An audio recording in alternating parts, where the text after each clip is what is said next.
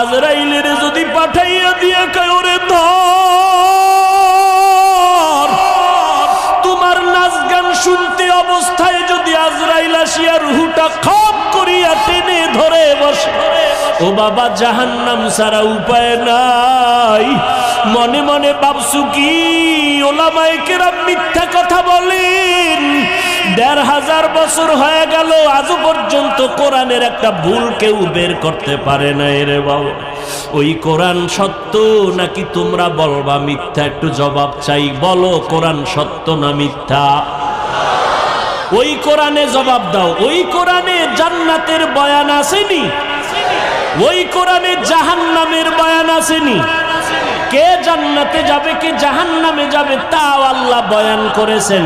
ইন্নাল আবরার লাফি নাঈম ওয়া ইন্নাল ফুজ্জার লাফি জাহিম।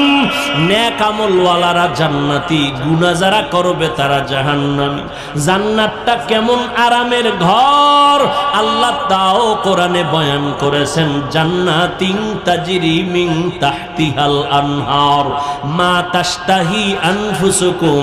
আবার জাহান্নামটা কেমন ভয়ঙ্কর আল্লাহ তাও কোরআনে বলেছেন। যুবকদের শুরুতেই বলেছিলাম আজকে 2টা সবক দিয়া যাব।